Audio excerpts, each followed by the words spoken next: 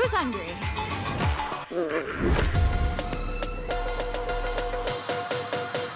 My whole life revolves around food.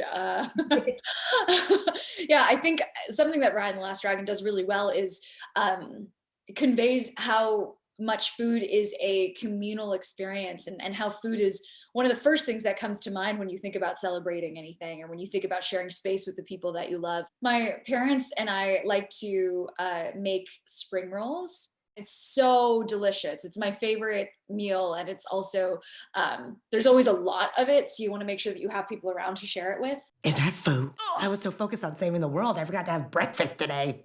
One food tradition I grew up with was having dim sum or yum cha with my family on the weekends. Because first of all, you can't really go to yum cha. I guess you can now, but back in the day back then, it was really a weekend, kind of like a brunch kind of thing. And it was a time where you could just like drink Sprite with, your radish rolls and whatnot, see your family. My favorites are, I really like shrimp chips. Seriously? And I really like hot Cheetos. Bring on the heat! Yeah, hot Cheetos is like my number one. It's hot. Ooh, it's hot. I really like sour candy, so I've always been kind of a Sour Patch Kid, if you will. I used to love snow caps, but then I had like way too many of them one night, and nothing happened. I was fine. I recovered. It just was like a lot, and it just changed the way that I looked at them. Also, maybe a pot of pasta.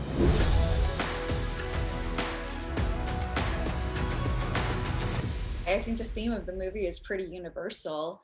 The idea that trust and unity are important things. And I think it's especially, the reason why I think it's done really well is because Raya is a character who has a lot of trouble trusting. And I think to acknowledge how hard it is to do those things is part of the reason why the message hits so hard by the end of it. Because you're learning these things through a character who doesn't believe in that. And to have her continue to learn from Sisu, who believes wholly in trust and giving people the benefit of the doubt. And by the end, she's risking everything to fight for those principles. I think it's a really relatable trajectory. Whoa, that's good. It's just a little something my boss showed me.